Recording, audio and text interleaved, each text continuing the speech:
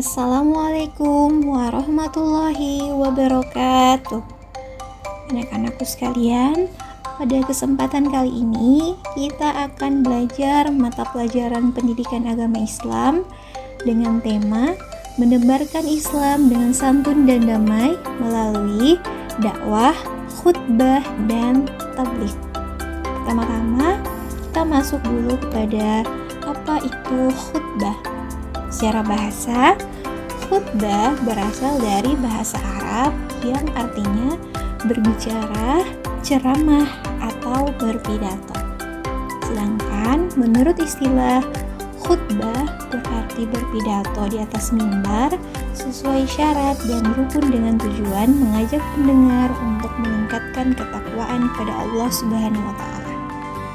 Nah, sebab-sebab melakukan khutbah itu apa sih? Yang pertama, merupakan rangkaian dari ibadah, contohnya khutbah sholat Jumat.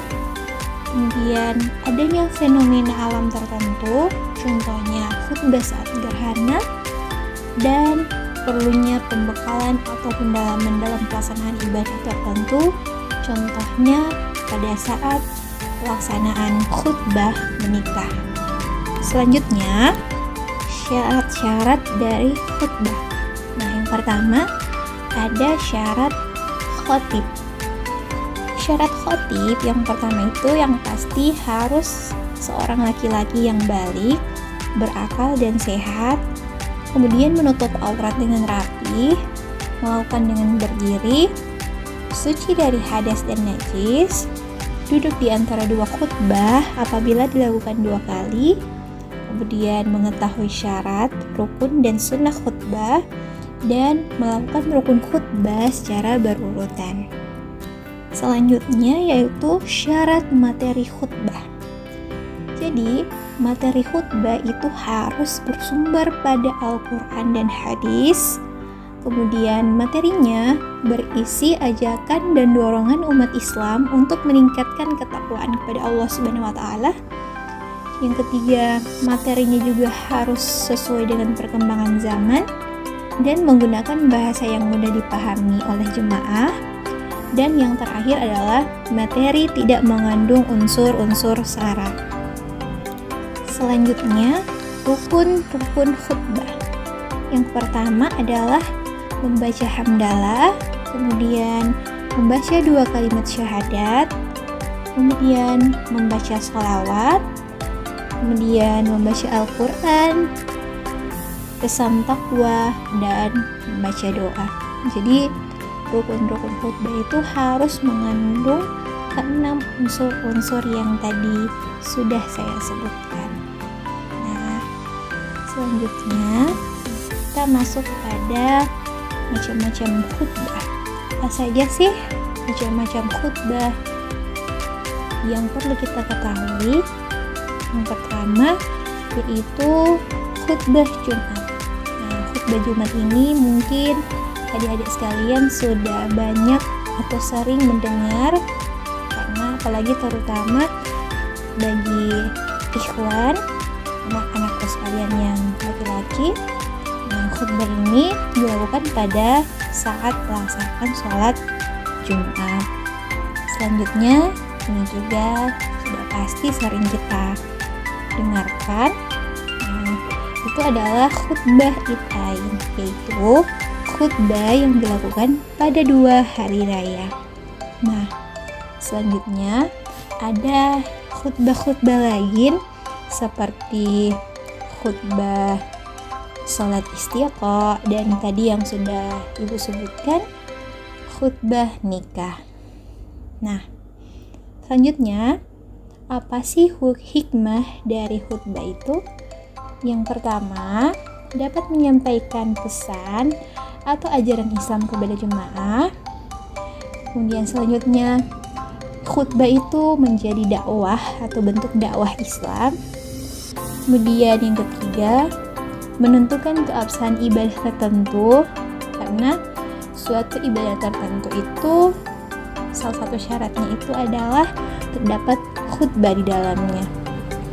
Kemudian yang terakhir adalah memperluas jaringan amar ma'ruf dan nahi mungkar. Oke, sampai di situ dulu untuk khutbah, dan sekarang kita masuk pada yang kedua, yaitu tabligh. Nah, kalau secara bahasa, tabligh merupakan kegiatan menyampaikan, yaitu apa yang disampaikan pesan-pesan agama Islam melalui momentum tertentu dengan tujuan mengikuti perintah Allah Subhanahu wa Ta'ala. Nah, apa sih penyebab kita atau seorang itu melakukan tabligh? Nah, yang pertama itu adalah adanya perintah untuk bertabligh, kemudian adanya perintah untuk memberi peringatan, dan adanya perintah mencari investasi akhirat sebanyak-banyaknya. Nah, selanjutnya kita masuk ke syarat-syarat dan hikmah dari tabligh itu sendiri. Syarat yang pertama yaitu memiliki pengetahuan agama yang memadai. Jadi mubaligh itu harus memiliki pengetahuan agama yang memadai. Selanjutnya, memiliki keterampilan metode tabligh yang variatif.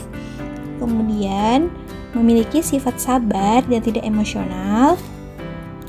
Selanjutnya, harus dilakukan ikhlas karena Allah Subhanahu wa Ta'ala, bukan karena embel-embel duniawi, dan tidak bersifat komersial. Nah, ini mungkin yang susah untuk dilakukan.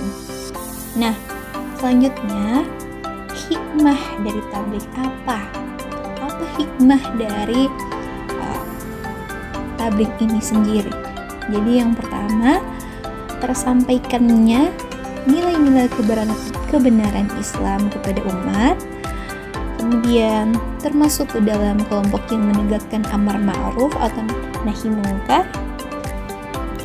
Selanjutnya, memiliki peluang untuk mendapatkan predikat umat yang terbaik dan menjadi investasi kebaikan untuk bekal di akhirat kelak.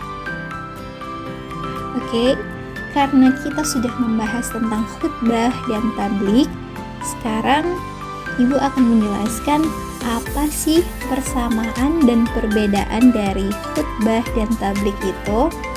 Jadi yang pertama, persamaannya apa? Yaitu sama-sama merupakan bentuk kegiatan amar ma'ruf nahi mungkar. Jadi persamaan yang pertama itu khutbah dan tabligh merupakan kegiatan amar ma'ruf dan nahi mungkar atau mengingatkan kebaikan dan mencegah kepada kemungkaran. Nah, persamaan selanjutnya yaitu khutbah dan tabligh itu merupakan kegiatan untuk mendakwahkan agama Islam atau menyebarkan agama Islam. Dan persamaan selanjutnya yaitu insya Allah khutbah dan tabligh itu sama-sama mendapatkan ganjaran atau pahala dari Allah Subhanahu wa Ta'ala. Oke, kalau ada persamaan pasti ada juga perbedaannya. Nah, perbedaannya yaitu yang pertama, untuk pelaku khutbah itu wajib dilakukan oleh seorang laki-laki. Nah, sedangkan tabligh itu boleh dilakukan oleh laki-laki maupun perempuan. Nah, perbedaan selanjutnya yaitu tentang ketentuan. Nah, ketentuan dari khutbah itu terikat oleh rukun.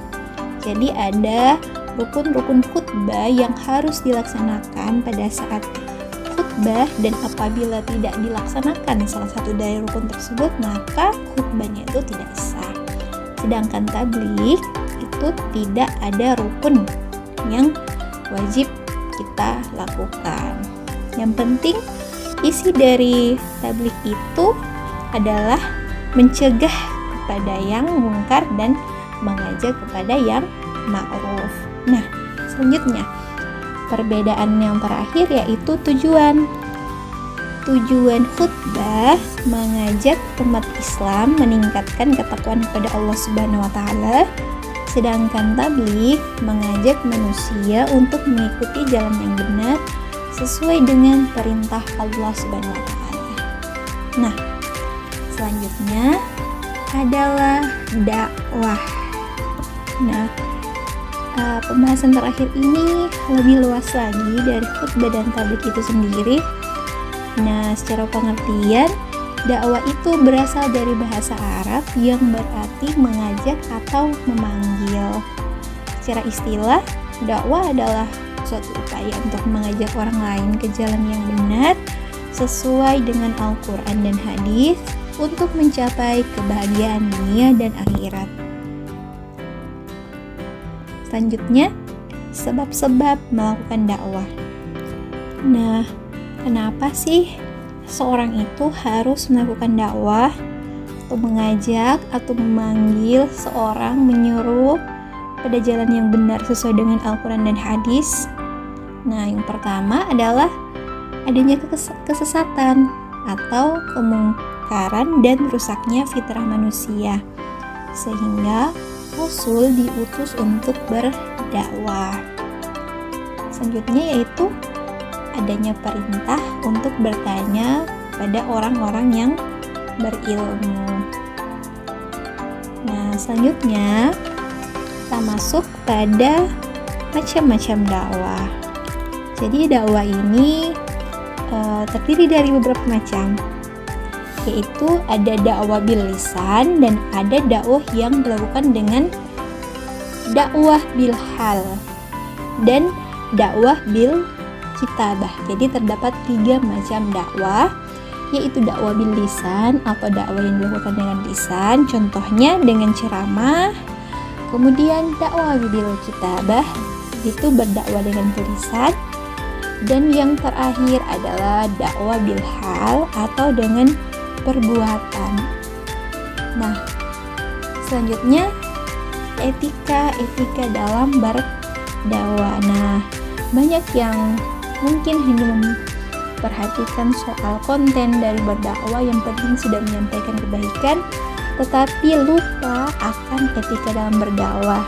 Nah, dalam berdakwah itu sendiri yang pertama harus diperhatikan yaitu harus bersikap lemah lembut. Kemudian yang disampaikan yaitu bahasa yang mudah diterima. Kemudian mampu menjadi teladan di segala aspek kehidupan. Selanjutnya sifatnya mengajak atau merangkul. Temanya harus sesuai dengan situasi dan kondisi. Dan materi dakwah sesuai ajaran Islam yang berlandaskan Al-Quran dan hadis. Dan paling penting adalah dilakukan dengan ikhlas. Nah, selanjutnya apa sih hikmah dari dakwah itu sendiri? Nah, hikmah dari dakwah itu adalah yang pertama, menjadi syiar terhadap nilai-nilai Islam. Yang kedua, memperkuat dan mempersatukan umat Islam. Yang ketiga, nilai-nilai Islam menjadi rahmatan lil alamin. Dan yang terakhir adalah menjadikan kehidupan berjalan sesuai dengan aturan Allah Subhanahu wa taala. Nah, selanjutnya persamaan dan perbedaan khutbah dan tabligh. Apa sih persamaan dari khutbah dan tabligh? Yaitu sama-sama kegiatan dalam mendakwakan ajaran Islam, kegiatan yang membutuhkan keteladanan bagi pelakunya, kemudian memperoleh jaminan keberuntungan bagi pelakunya. Sumber-sumber materi utama berasal dari Al-Quran dan hadis. Kemudian perbedaannya yaitu dari segi pelaku, khutbah itu dilakukan oleh laki-laki, sedangkan dakwah dan tabligh boleh dilakukan oleh laki-laki maupun perempuan. Nah, sama seperti perbedaan sebelumnya, kalau khutbah terikat oleh rukun, sedangkan dakwah dan tabligh tidak terikat oleh rukun. Untuk tempat, khutbah dilakukan di atas mimbar, sedangkan dakwah dan tabligh boleh menggunakan mimbar ataupun tidak. Dan terakhir, khutbah dilakukan karena berkaitan dengan pelaksanaan ibadah tertentu, sedangkan dakwah dan tabligh tidak ada kaitannya dengan ibadah. Nah, kesimpulannya, ajaran Islam itu selalu menyeru kepada setiap umatnya untuk menjadi pelaku amar ma'ruf dan nahi mungkar dengan arif